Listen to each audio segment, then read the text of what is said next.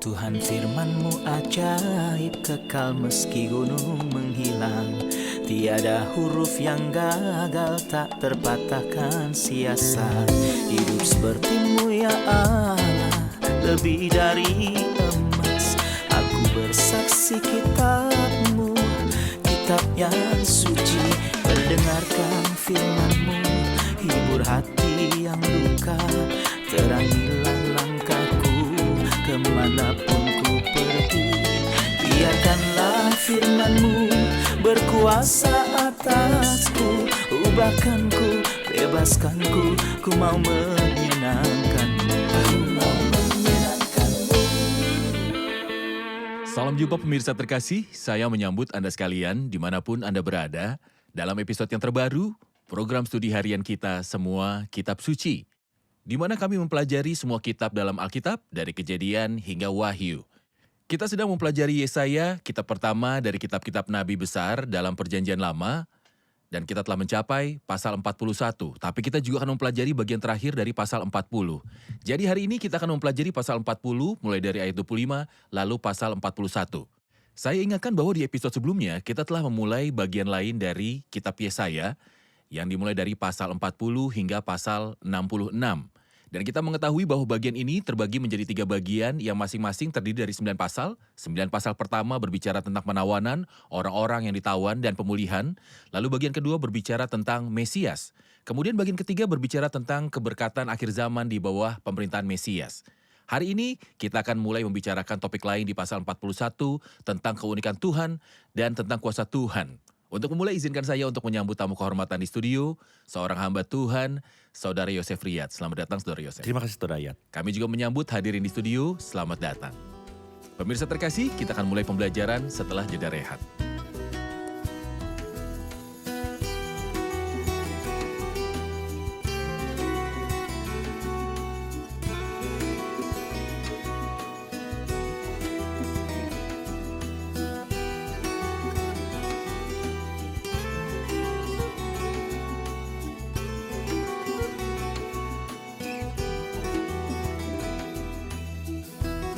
Berjumpa lagi, Saudara Yosef. Terima kasih.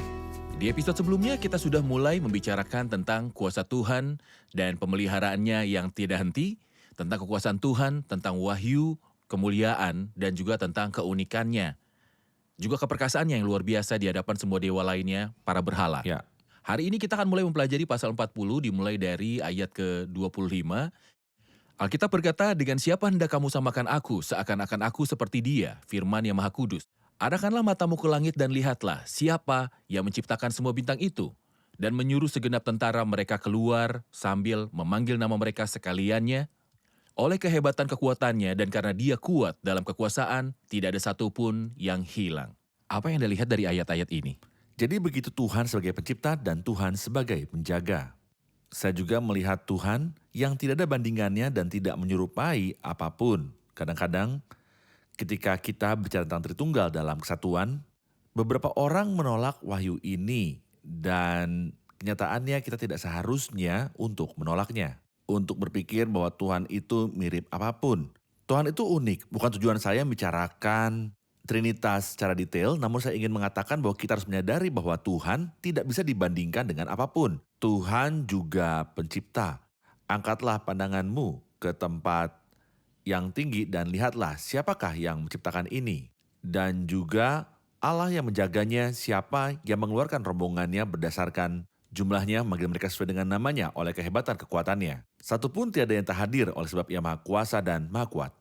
Tuhan pencipta adalah Tuhan yang menjaga. Ya, Dan ketika Ia berkata, "Arahkanlah matamu ke langit dan lihatlah," ini ajakan untuk memandang penghuni surga, planet-planet, dan bintang-bintang. ya. Dia berbicara tentang keperkasaan Tuhan yang tidak satupun yang terlewatkan. Bagaimana hal ini memberi semangat kepada saya sebagai orang beriman tentang jaminan hidup kekal? Oke, saya dapat menyimpulkan 2 hal yang telah kita lihat pada bagian pertama bahwa Tuhan Yesus diumpamakan dengan seorang gembala. Seperti seorang gembala, Ia menggembalakan ternaknya dan kita belajar bahwa Tuhan telah menggunakan ungkapan tentang dirinya. Ini dalam Yohanes 10. Apa yang Dia katakan? Dalam Yohanes 10, Dia berkata bahwa Dia tidak hanya menyebut planet dan bintang dengan namanya, tetapi Ia memanggil domba-dombanya masing-masing menurut namanya. Artinya sama seperti Tuhan mengetahui setiap bintang. Dia juga mengenal domba-dombanya, masing-masing domba Kristus.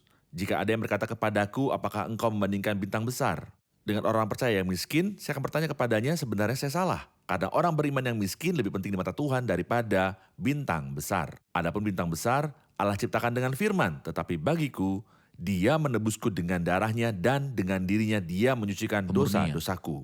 Jadi bagi Dia, aku lebih berharga dari segenap langit dan bintang. Itu faktanya. Namun Dia sendiri mengatakan dalam Yohanes 10 bahwa tidak ada seorang pun yang dapat merebut orang-orang percaya, domba-domba saya ada di tangan saya. Dan seorang pun tidak akan merebut mereka dari tanganku. Dan aku memberikan hidup yang kekal kepada mereka Tidak akan dan pernah mereka binasa. pasti tidak akan binasa Benar. selamanya. Ayat berikutnya mulai dari ayat ke-27. Mengapa engkau berkata demikian, hai Yakub, dan berkata begini, hai Israel? Hidupku tersembunyi dari Tuhan dan hakku tidak diperhatikan Allahku. Tidakkah kau tahu dan tidakkah kau dengar? Tuhan ialah Allah kekal yang menciptakan bumi dari ujung ke ujung. Ia tidak menjadi lelah dan tidak menjadi lesu. Tidak terduga pengertiannya. Dia memberi kekuatan kepada yang lelah dan menambah semangat kepada yang tiada berdaya. Orang-orang muda menjadi lelah dan lesu, dan teruna-teruna jatuh tersandung. Tetapi orang-orang yang menanti-nantikan Tuhan mendapat kekuatan baru. Mereka seumpama Raja Wali yang naik terbang dengan kekuatan sayapnya. Mereka berlari dan tidak menjadi lesu, mereka berjalan dan tidak menjadi lelah. Kata-kata ini alasan penyemangat bagi orang-orang beriman di segala zaman. Benar. Bagaimana kita dapat dikuatkan melalui kata-kata ini? Nah, pada mulanya Tuhan mencela Yakub dan Israel. Dia mencela orang beriman. Dia mencela saya dan Anda beberapa kali. Mengapa engkau berkata, hidupku tersembunyi dari Tuhan? Artinya, Tuhan tidak memperhatikan saya, kurang pengetahuan. Hidupku tersembunyi dari Tuhan dan hakku tidak diperhatikan Allahku. Artinya Tuhan benar dalam segala hal kecuali dalam urusan saya. Dan seringkali kita mendengar pernyataan ini ketika seorang percaya yang sedang mengalami kesusahan berkata, Allah itu adil, tetapi terhadapku dia menindas aku. Hakku tidak diperhatikan Allahku, atau Tuhan mampu melakukan segalanya, tapi bagiku dia tidak punya kemampuan. Mengapa engkau berkata demikian, hai Yakub, dan berkata begini, hai Israel? Tidakkah kau tahu dan tidakkah kau dengar? Tuhan ialah Allah kekal, yang menciptakan bumi dari ujung ke ujung. Ia tidak menjadi lelah dan tidak menjadi lesu. Tidak terduga pengertiannya. Dia tahu segalanya dan mampu melakukan segalanya. Jika aku tahu bahwa Allah mengetahui segala sesuatu termasuk masalahku, dan dia mampu melakukan segalanya, dia bahkan bisa menyelesaikan masalah sulitku. Bukan hanya itu, tapi dia memberi kekuatan kepada yang lelah dan menambah semangat kepada yang tiada berdaya. Bukan berarti dia hanya mempunyai kuasa, namun dialah sumber kuasa bagi mereka yang lemah. Jika saya lemah, kemana saya harus pergi?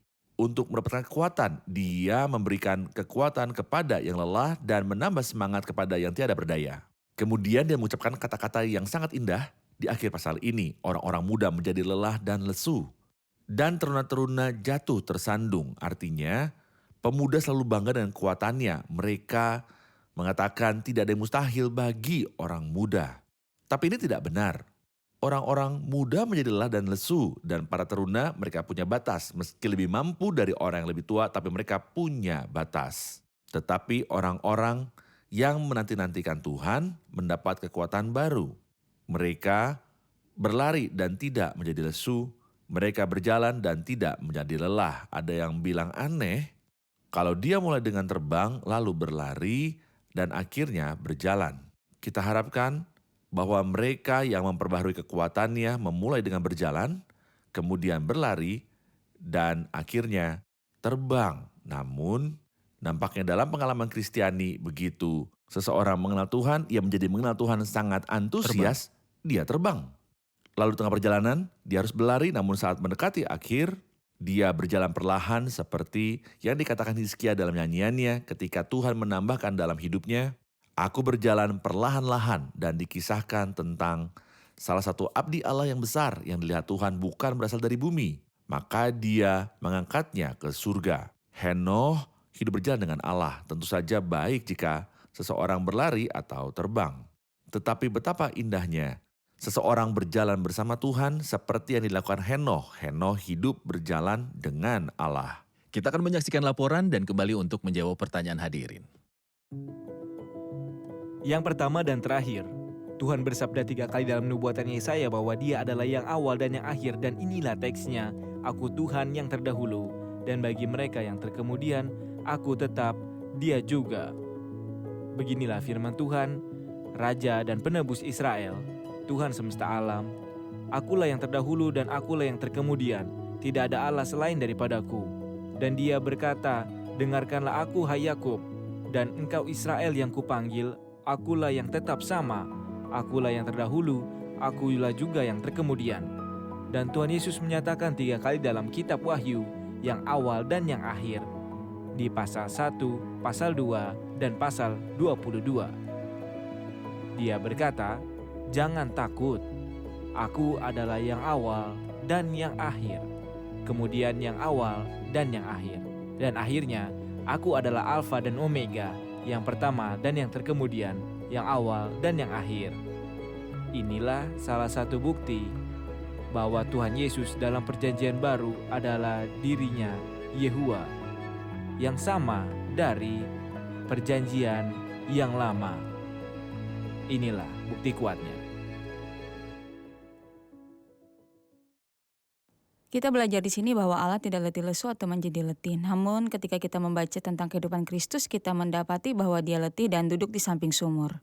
Dan di lain waktu Ia tertidur karena kelelahan. Apakah ini bertentangan dengan fakta bahwa Kristus adalah Tuhan? Ya, Tuhan tidak letih, lesu, dan lemah. Tetapi Kristus lelah karena perjalanannya dalam Yohanes 4. Lalu apakah Kristus Tuhan? Ataukah bukan? Permasalahan dari beberapa pemirsa terkasih adalah ketika mengatakan bahwa Kristus adalah Tuhan dan Dia adalah manusia. Mereka tidak dapat memahami hal ini dan sebenarnya hal ini di luar pemahaman. Namun kita harus paham sepenuhnya bahwa ketuhanan tidak membuat kemanusiaan sedemikian rupa sehingga kemanusiaan mudah dan lenyap. Dan sebaliknya tidak benar. Ada ketuhanan dan ada kemanusiaan yang dibedakan namun tidak terpisahkan. Dan kita harus membedakan sifat-sifat ketuhanan yang tidak menelan sifat-sifat kemanusiaan. Maknanya bahwa Kristus adalah Tuhan dalam segala arti. Dia seutuhnya Tuhan dengan segala sifatnya dan juga seutuhnya manusia dan dengan segala sifat-sifatnya. Sebagai manusia, Dia lelah, tentu saja demikian. Sebagaimana wajarnya dilakukan manusia yang terbatas. Jika tidak, Kristus bukan manusia. Dan ini adalah sebuah ajaran sesat, artinya mengatakan bahwa Kristus tidak berwujud manusia dan tidak menjadi manusia. Bagi umat Kristiani, suatu kesesatan yang sama saja dengan menyangkal keilahian Kristus. Jadi Kristus adalah 1 manusia. Yohanes pasal 4 mengatakan Tepat. demikian. Dan karena Kristus adalah manusia, Ia letih, lesu. Karena Ia manusia, Ia menangis. Karena Ia manusia, Ia tertidur. Karena manusia, Ia mati. Sebagai Tuhan, hanya Tuhan yang memiliki kekekalan. Namun manusia ini bukanlah manusia biasa. Tetapi di dalam Dia seluruh kepenuhan keilahian berdiam secara jasmani. Dan bahkan ketika Dia lelah dari perjalanannya sebagai manusia, kemanusiaannya bebas dari dosa. Di peristiwa yang sama, Dia membeberkan rahasia dari wanita Samaria. Tepat. Dan berkata kepadanya, jikalau engkau tahu tentang karunia Allah dan siapakah Dia yang berkata kepadamu, berilah aku minum, niscaya engkau telah meminta dan Ia memberikan kepadamu air hidup. Ya. Siapa yang bisa memberikan air hidup kecuali Allah? Jadi ini bukti bahwa Kristus adalah Tuhan. Juga dalam peristiwa yang dimaksudkan oleh Christine, ketika Dia lelah dan tertidur di buritan perahu, Dialah Allah yang menghardik laut agar tenang dan ombak berhenti sehingga menjadi sangat-sangat tenang. Jadi Kristus sebenarnya adalah manusia sempurna tanpa dosa. Namun Dia adalah Tuhan yang bermanifestasi dalam wujud manusia. Tepat. Saudara Yosef, izinkan saya ke pasal 41. Dan sebelum kita mempelajari detailnya, mohon beri judul pasal 41. Apa pokok bahasannya? Pasal 41 bicara tentang Kristus. Berbeda dengan berhala. Seberapa jauh perbedaan antara Tuhan dan berhala. Lihatlah misalnya ayat 4. Siapakah yang melakukan dan mengerjakan semuanya itu? Dia yang dari dahulu membangkit keturunan-keturunan. Aku Tuhan yang terdahulu, bagi mereka yang terkemudian. Aku tetap Dia juga, artinya akulah yang pertama dan yang terakhir. Dialah awal segala sesuatu dan Dialah akhir segala sesuatu. Dialah sebab pertama dan akhir. Inilah Tuhan. Namun, dalam ayat berikutnya Dia berbicara tentang berhala. Tukang besi menguatkan hati tukang emas, dan orang yang memimpikan logam dengan martir menguatkan hati orang yang menempa di atas landasan. Ia berkata tentang patrian itu baik, lalu menguatkannya dengan paku-paku sehingga tidak goyang. Dia berbicara tentang berhala yang perlu diperkuat, jika tidak maka akan jatuh. Jadi seberapa jauh perbedaan antara Tuhan, Yehova, dan berhala yang sayangnya Babel menjadi benteng pertahanannya saat itu. Mereka mengandalkan berhala. Jadi kita menemukan banyak kata berbicara tentang berhala di bagian kedua. Karena berbicara tentang Babilonia yang merupakan tempat dan asal muasal berhala. Sejak awal zaman, Babilonia Sejak telah awal menjadi masa. sumber paganisme. Benar. Awal pertama pasal 41 berbunyi, "Dengarkanlah aku dengan berdiam diri, hai pulau-pulau, hendaklah bangsa-bangsa mendapat kekuatan baru. Biarlah mereka datang mendekat kemudian berbicara, baiklah kita tampil bersama-sama untuk berperkara. Siapakah yang menggerakkan dia dari timur, menggerakkan dia yang mendapat kemenangan di setiap langkahnya, yang menaklukkan bangsa-bangsa ke depannya, dan menurunkan raja-raja? Pedangnya membuat mereka seperti debu, dan panahnya membuat mereka seperti jerami yang tertiup. Ia mengajar mereka dan dengan selamat ia melalui jalan yang belum pernah diinjak kakinya. Siapakah yang melakukan dan mengerjakan semuanya itu? Dia yang dari dahulu memanggil bangkit keturunan-keturunan, aku Tuhan yang terdahulu dan bagi mereka yang terkemudian, aku tetap dia juga." Tentang siapa ayat-ayat ini berbicara, terutama ayat 2-4. Tentang Kores, meski tidak disebutkan namanya di sini, namun ia akan disebutkan namanya di pasal 44. Orang yang akan menyelamatkan bangsa dan rakyatnya dari penawanan Babilonia adalah Kores orang Persia. Kerajaan Media dan Persia akan menang atas kerajaan Babel dan kita akan melihat referensi ke Media dan Persia di sini ketika ia berkata siapakah yang menggerakkan dia dari timur. Timur yang dibicarakannya adalah Persia. Namun dia mengatakan juga di ayat yang ke-25, aku telah menggerakkan seorang dari utara. Ini dia berbicara tentang Media dan dia bicara tentang timur dan utara karena yang dia maksud adalah Media dan Persia yang melalui persatuan mereka akan menggulingkan kerajaan Babel. Dan mereka akan menyelamatkan, khususnya Kores, orang Persia akan menyelamatkan orang-orang dari pembuangan dan perbudakan Babel. Tetapi secara keseluruhan, dalam hal ini, dia merujuk bahwa yang melakukan hal ini, yang disebut Media dan Persia, adalah Tuhan sendiri. Tentu. Baik. Saya butuh komentar mulai dari ayat 5, pulau-pulau telah melihatnya dan menjadi takut, ujung-ujung bumi pun menjadi gemetar, mereka datang dan makin mendekat. Yang seorang menolong yang lain, dan berkata kepada temannya, kuatkanlah hatimu. Tukang besi menguatkan hati tukang emas dan orang yang memimpikan logam dengan martil. Ia berkata tentang Puritan, itu baik, lalu menguatkannya dengan paku-paku sehingga tidak goyang. Dewa-dewa yang diciptakan versus Tuhan pemilik ujung bumi. Oke. Sangat kontras. Mohon jelaskan. Berhala pertama dibuat dan ketika kita mencapai pasal 44 kita akan membaca kata-kata ironis. Bahwa dari pohon yang sama orang itu membuat dua benda. Sebuah berhala yang roboh di depannya. Dan bakaran untuk membanggang daging dan memakannya dan untuk menghangatkan dirinya sambil berkata, aha. Artinya Ia bahagia. ia bahagia. Dari bahan yang sama dia membuat dewa. Berhala agar jatuh di hadapannya dan juga membuat sesuatu untuk dinikmati serta membuatnya bahagia dan puas. Hal lainnya adalah dewa-dewa kafir digendong. Sementara Tuhan Ia yang memegang. agung memegang. Tuhan memegang kita di pundaknya.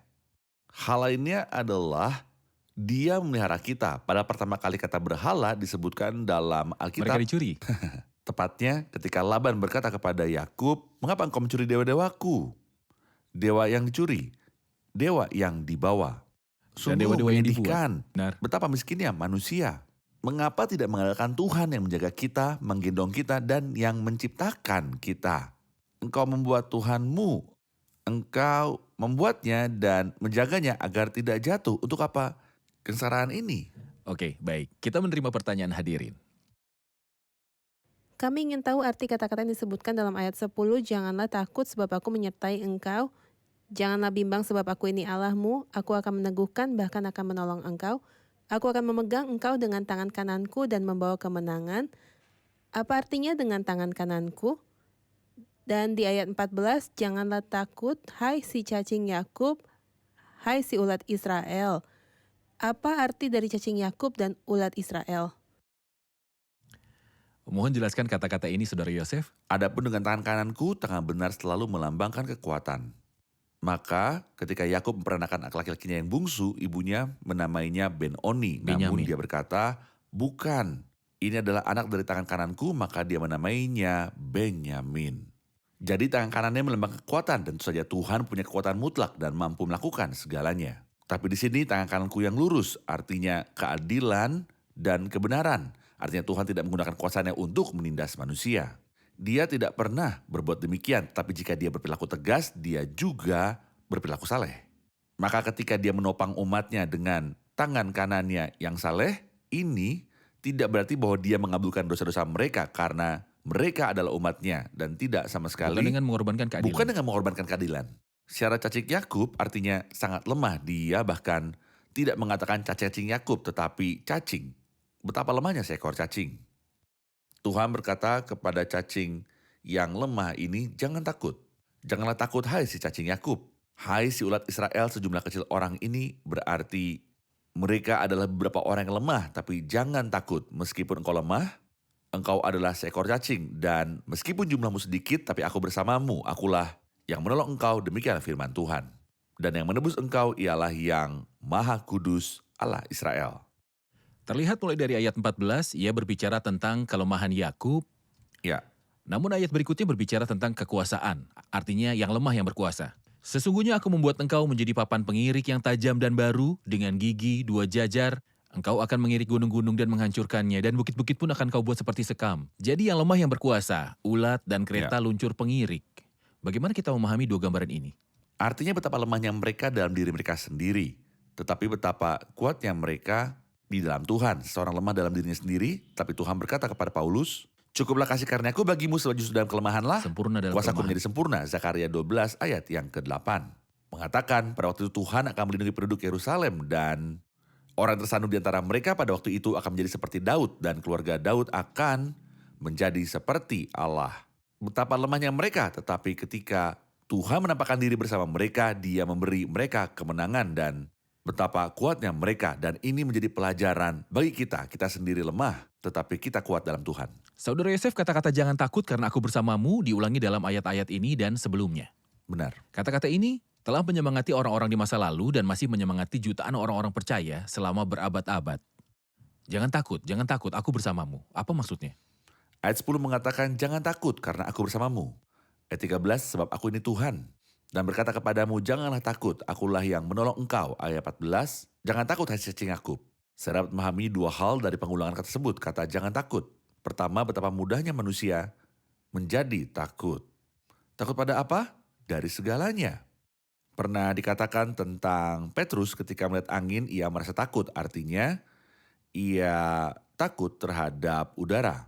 Elia, raja yang sangat berkuasa ketika dia mendengar pesan itu, ketika dia melihat itu, walaupun dia baru saja mendengar, tidak melihat pesan Isabel, dia takut. Manusia mungkin menjadi takut, maka Tuhan berfirman untuk pertama kalinya kepada Abram, jangan takut Abram. Dan terakhir kali dia mengatakan pada Yohanes, jangan takut. Manusia mungkin menjadi takut, dan maka jangan takut sering diulangi di dalam Alkitab.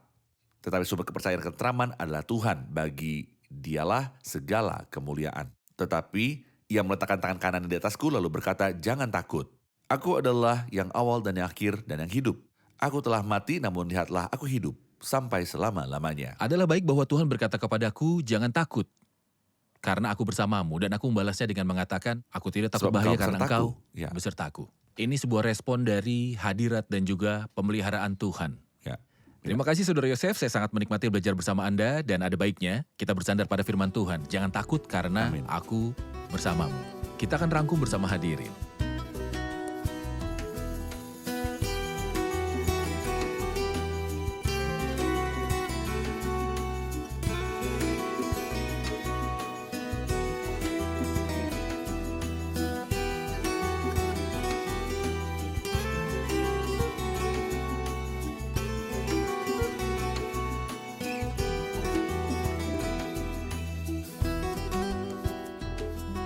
Kita belajar di awal episode bagian terakhir pasal 40 tentang sifat-sifat Tuhan yang tidak lemah dan tidak lesu.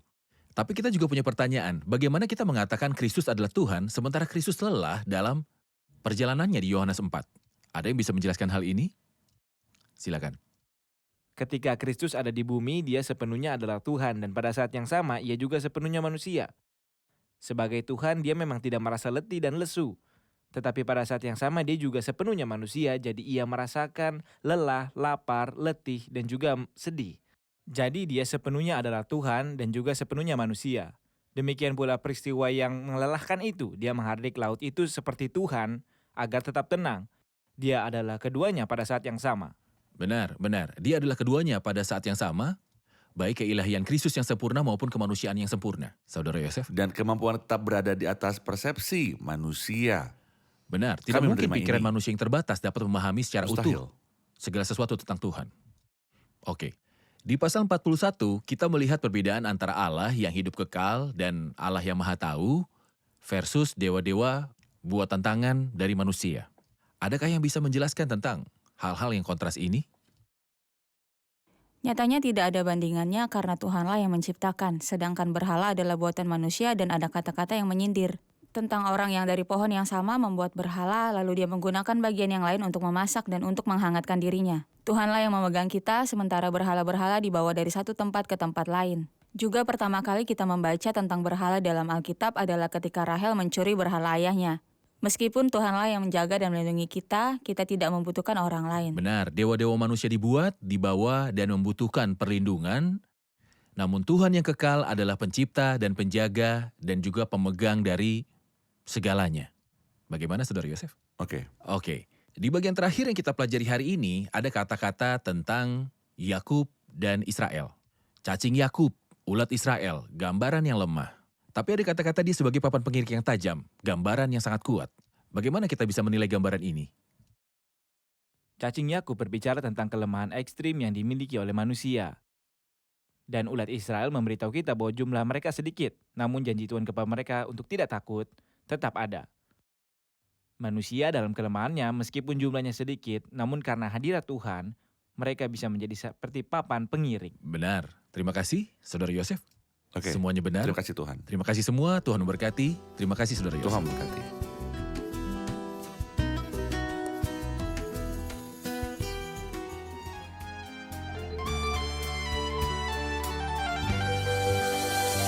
كان في البستان قبر وضعوا فيه الحبيب دفنوا معه رجائي وخلاصي والنصيب دونه عمر سراب ليس فيه ما يطيب وحياة الناس وهم رحلة القبر الرهيب لكنه قد قام مجد له قد قام يسوع حقا قام دائسا حول الردى سائدا فوق العدا فاتحا باب السماء ضامنا ذاك الرجاء هللويا لي رجاء فكما قام أقوم به أحيا فحياتي معه للدهر تدوم هللويا لي رجاء فكما قام أقوم به أحيا فحياتي معه للدهر تدوم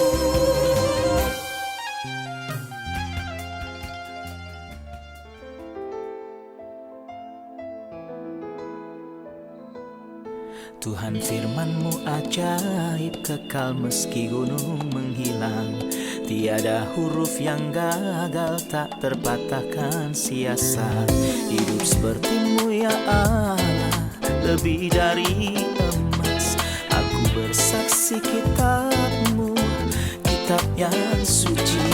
Mendengarkan firman-Mu, hibur hati yang luka. Terangilah langkahku kemanapun ku pergi. Biarkanlah firman-Mu berkuasa atasku. Ubahkanku, bebaskanku, ku mau menyenangkan-Mu. Tuhan firman-Mu ajaib kekal meski gunung menghilang. Ubah dan bebaskan aku